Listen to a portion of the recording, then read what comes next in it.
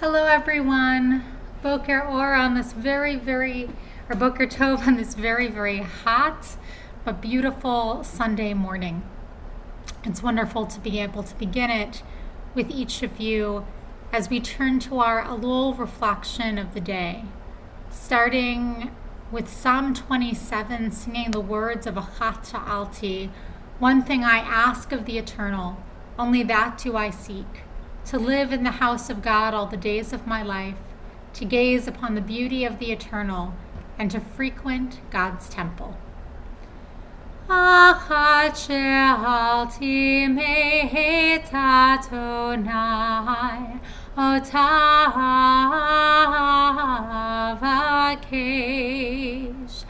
Achat she'alti me'et Adonai, ota avakesh. Shivti beveit Adonai kol yemei chayai, lachazot benoam Adonai ulevaker beichalo, lachazot benoam Adonai ulevaker beichalo.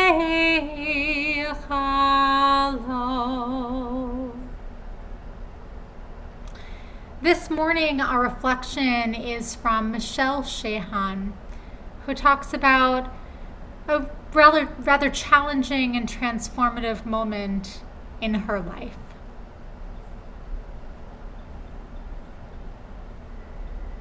Hi, my name is Michelle Shahon, and I was honored to have been asked by Rabbi Cassie to participate in the Elul reflections. I thought long and hard about topics and eventually decided to share a story of resilience. It's a story I don't often talk about or share with many people because it left an indelible mark on my heart, which changed the trajectory of my role as a parent. For me and many others, life lessons unfold over time. Life sometimes happens, and we don't always understand the what or whys in the moment, but over time we can walk away with meaning and understanding, and in my situation with acceptance and the ability to find my way back to wholeness. As many of you know, I'm a single mom by choice. Deciding to have a baby was one of the easiest decisions I ever made. I wanted to be a mom more than anything I had ever wanted in my entire life. I knew it wouldn't be easy, but I knew deep in my soul I was meant to bring a child into the world and to be an Ima. The gift of this precious little boy was my biggest blessing, and we were and continue to be surrounded by so much love and so many blessings. When Ethan was 9 months old, he was the victim of an abuse situation in an in-home daycare.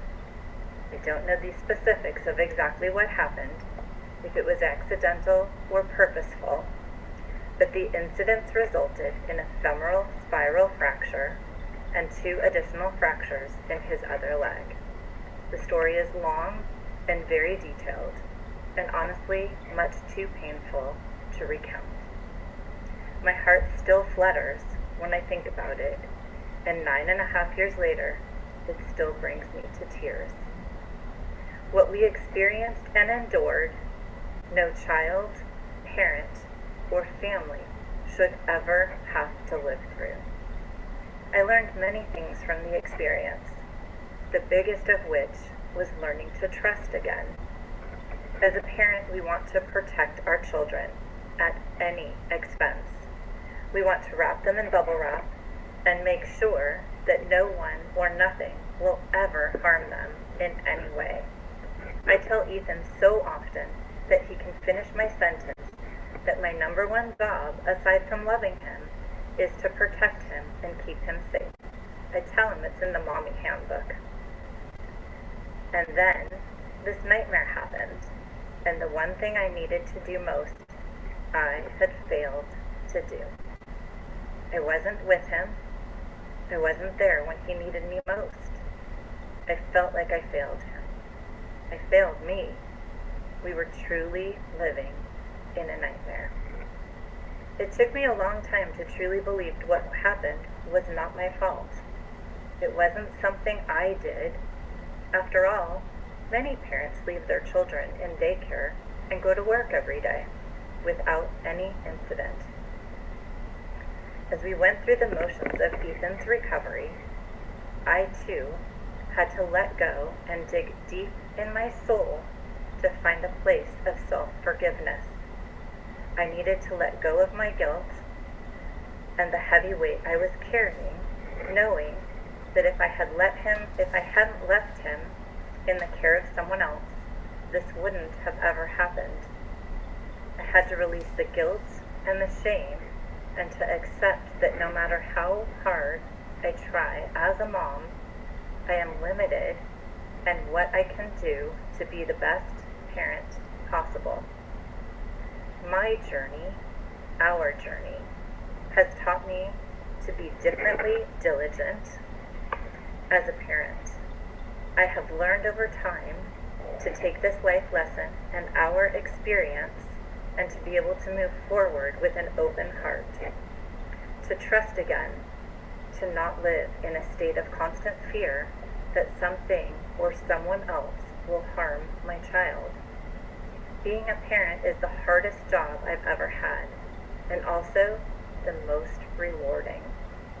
I do things differently because of our experience, but I also live with a lighter heart, having allowed myself to be absolved of the guilt, believing that my resilience has allowed me to find my way back to wholeness as a parent and as a person. Thank you.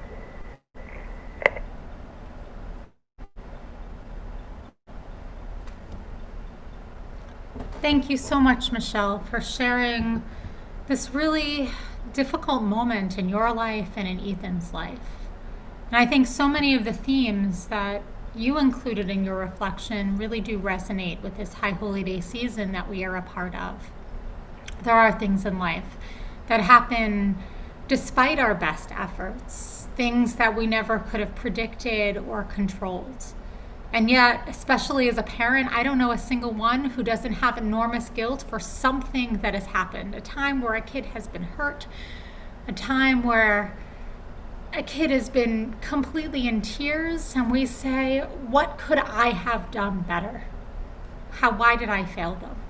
And being able to forgive ourselves and being able to be the parent that we need them to be. Now, in your case, Michelle, what happened was so much worse than that because he was hurt physically in such a really awful way. But this message of being able to trust again, I think, is another one of our High Holy Day themes. Hold on, Talia. And there's my daughter coming in to say hi.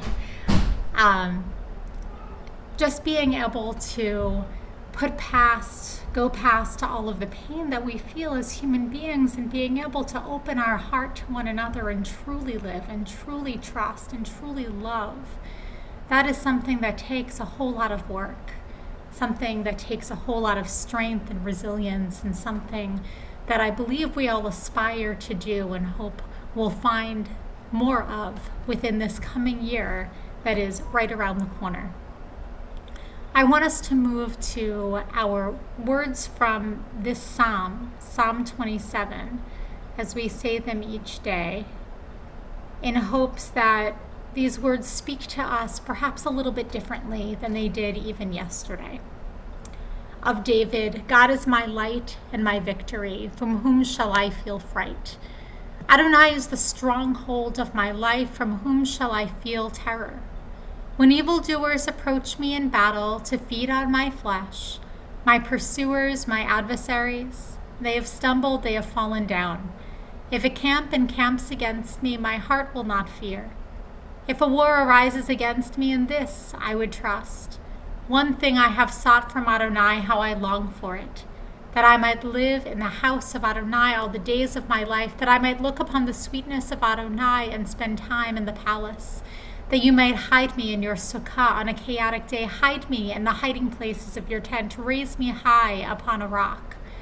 Now my head rises above my enemies round about, and in your tent I'll offer offerings to the sound of the truah, the shofar. I shall sing and I shall chant praises to Adonai. Hear, Adonai, my voice. I am crying out, be gracious to me, answer me. My heart has said to you, seek my face. I am seeking your face, Adonai. Do not hide your face from me. Do not turn your servant away in anger. You have been my help. Do not forsake me. Do not abandon me, God of my deliverance. For my father and my mother have abandoned me, yet Adonai gathers me up. Make your path apparent to me. Guide me in the upright road because of those up ahead who lie in wait for me. Do not hand me over to the lust of adversaries, for false witnesses have risen against me, puffing violently. Had I not the faith that I would see the goodness of God in the land of life, wait for Adonai. Fill your waiting with hope in Adonai.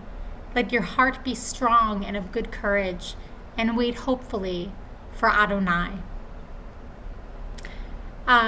This morning we are actually focusing on the word Shema at the beginning of our 7th verse. Hear, Adonai, my voice. I am crying out. Be gracious to me and answer me. And I read to you the words from Deborah Robbins' book on this quintessential word in our tradition, Shema, listen. Shema. The word catches me off guard every day. I hear the 3 familiar Hebrew letters, Shin, Mem, Ayin. I read one word, Shema. I translate the one word, hear. And as if on autopilot, I launch into reciting the most central, the most said, the most essential words, prayer, mantra, affirmation of Jewish life, known as the watchword of our faith, the Shema. Shema Yisrael, Adonai Eloheinu, Adonai Echad. Hear Israel, Adonai is our God. Adonai is one. God's words are rooted in the Torah and grow familiar to me in the prayer book, spoken both morning and night. You people, Israel, Jews, believers and non-believers too, listen, pay attention. Hear, Adonai is our God, is one. Here, the psalmist also says, Shema, listen, pay attention, hear. Hear, Adonai, my voice. These are human words addressed to God, a plea for Adonai to listen, to pay attention, to hear the words spoken from my heart. The Shema of the psalmist catches me off guard every day of Elul.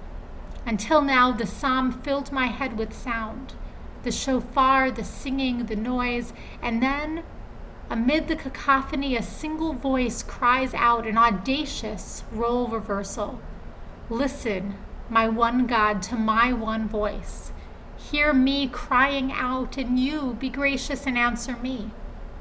A demand on myself as well. I must pray, sing, speak, give voice to the clamoring pain and suffering of the chaotic world. I must do what the Israelites did. I must cry out, and then perhaps God will respond once again. I have heard the moaning, and I remember, and I will be your God. A response begins with 3 letters, one word, Shema. Listen, pay attention, hear. As the ancient redemption began, so too my own redemption. This is how my repentance, change, transformation, teshuva begins. 3 letters, one word, Shema, listen. A while ago, I was asked to describe prayer in simply one word. And I thought about it long and hard and came up with the word attunement. Prayer, I believe, is about attunement with ourselves, with God, and with this world around us. I think Deborah Robbins is really appropriate in pointing out the importance of the Shema in our tradition. Certainly Shema is one of the most quintessential prayers that we have, and I think that that in itself teaches a powerful message just because of what the word Shema means. We can't be attuned with ourselves, with our world, or with God unless we first begin by listening. So on this day, this moment within the month of Elul, as we're preparing for Rosh Hashanah, I hope that we can take some time to listen to ourselves. Listen to the things within ourselves that perhaps we need to forgive ourselves for. Listen to the pain and suffering in our world and think about how is it that I choose to respond. Listen to our connection with God and think about what do I need to do to deepen it, to feed my spiritual soul. And if we can spend some time doing all of these things, then our prayer certainly will be changing us and moving us to a place of greater attunement. But in order to do that, sometimes we need to be awakened. And we do that, of course, through our sounding of the shofar. So on this day on which Michelle gave such a beautiful reflection about her son, it felt only fitting for her son to be the one who is sounding the shofar. Tekiah, Shavarim, Teruah,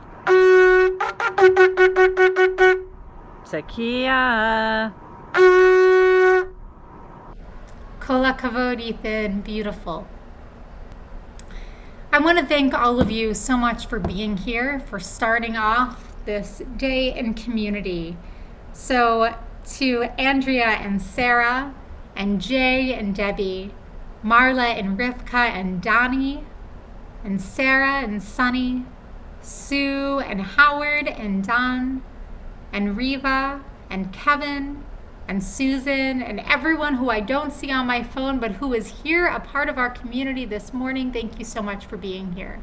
Everyone who comes a little bit later in the day because 9 o'clock in the morning is just simply too early, or you have something else that's going on at this moment, thank you for being part of community whenever you're able to do so. Truly, we are all blessed because of the presence of one another. And in a world which is so in need of healing, I feel that it is so important for us to end each morning with the words of Mishaberach, the words of healing of body, of mind, of spirit. And so I invite you to join with me in singing Debbie Friedman's Mishaberach.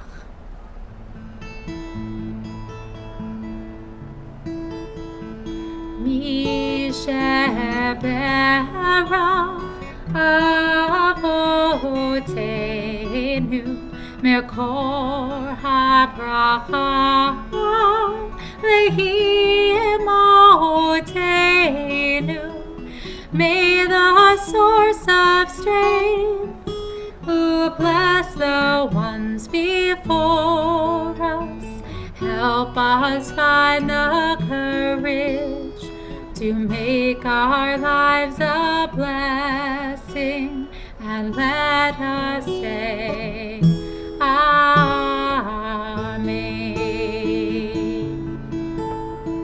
Mishaberach imotenu mekor habracha lehavotenu. Bless those in need of healing with refuah shlema, the renewal of body, the renewal of spirit, and let us say, Amen.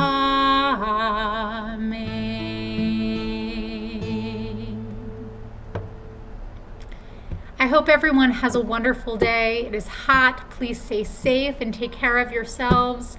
Please be kind and give cold water if you see anyone who is homeless on the street, and hope that they will be okay. And I hope that I can see you again tomorrow morning right here for another Elul reflection.